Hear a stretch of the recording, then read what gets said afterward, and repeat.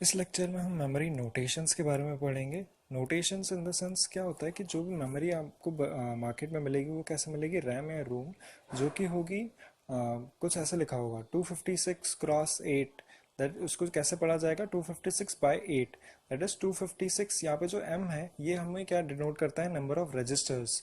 या तो हम नंबर ऑफ रजिस्टर्स जैसे मेमोरी लोकेशंस, जिसको हम ये भी बोल सकते हैं। इसका मतलब ये कि 256 मेमोरी लोकेशंस होगी उस मेमोरी में। और n क्या है यहाँ पे जो n है वो है डेटा बिट्स लोकेशन, मतलब बिट्स लोकेशन जो होगी वो। इसको हम डेटा बस भी बोल सकते हैं क्योंकि डेटा बस और डेटा बिट्स की लोकेशन जो है वो सेम होता है। ठीक है, यहाँ इसका मतलब ये हुआ कि इसमें 8 बिट्स होंगी जिसमें कि 256 लोकेशंस होंगी जिसमें कि हर एक लोकेशन जो होगी उसमें 8 बिट्स होंगे।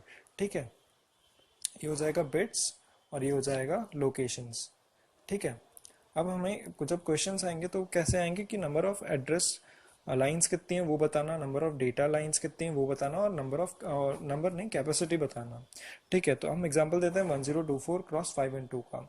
इसमें जो number of total data lines कितनी होंगी, 512। ठीक है, इसको कुछ नहीं करना है। ये जो 1024 लोकेशंस होंगी, इन 1024 लोकेशंस को हम रिलेशन से लिख सकते हैं 2 to the power 10। तो यहाँ पे ये जो 10 होगा ये होंगी नंबर ऑफ एड्रेस लाइंस। ठीक है, ये हमने रिलेशन पहले लेक्चर में देखा था। अब हम देखेंगे कैपेसिटी। एक्चुअली कैपेसिटी निकालने का एक शॉर्टकट होता है, वो चाहे रैम है या रोम दोनों के लिए यूज़ किया जा सकता है। जैसे सबसे पहले ये क्या है, 2 to the power 9। ठीक है, और ये जो 1024 है वो है 2 to the power 10। सबसे पहले इसको आप ब्रेक कर लीजिए 2 to the power 3।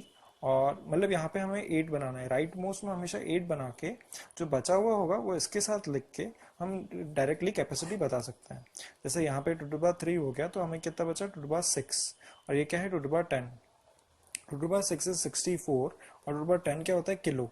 ठीक है, तो यहाँ पे जो मेमोरी होगी वो मेमोरी की कैपेसिटी कितनी होगी, 64 किलो बाइट्स। ठीक है, 64 किलो बाइट्स।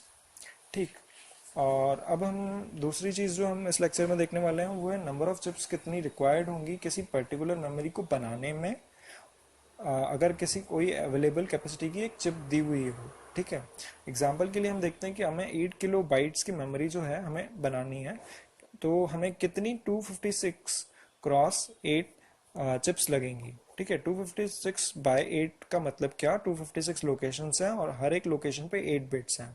ठीक है, ऐसे कर करके हमें 8 किलो बाइट्स कब मिलेगा, तो उसके लिए नॉर्मल फॉर्मूला होता है 8 kilo bytes, that is memory जो हमें बनानी है, अपॉन जो अवेलेबल कैपेसिटी है। Available capacity in the sense ये 256 क्रॉस 8 अवेलेबल कैपेसिटी की जो चिप है, जो अवेलेबल है, अवेलेबल चिप वो कितनी है। ठीक है, अवेलेबल चिप क्या है, 256 क्रॉस 8।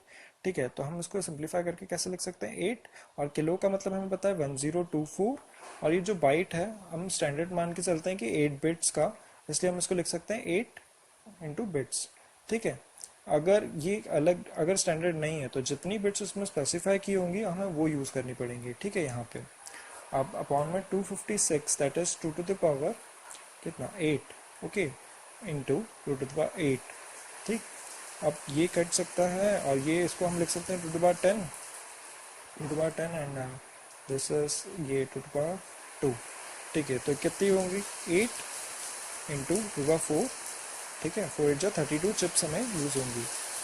ठीक है, ऐसे आप प्रैक्टिस कर सकते हैं कि अलग अलग कॉम्बिनेशन से हम कैसे बना सकते हैं, और हम आप ये भी एक एज अ प्रैक्टिस यूज़ कर सकते हैं, करके देख सकते हैं कि जो 64 किलोबाइट्स की हमने पढ़ा था मेमोरी होती है 8085 की, उसको कैसे अलग अलग कॉम्बिनेशन से हम बना सकते हैं।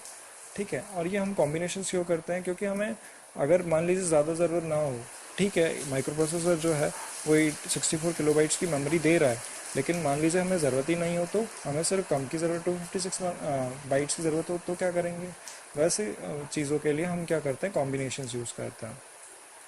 ठीक है, अच्छा।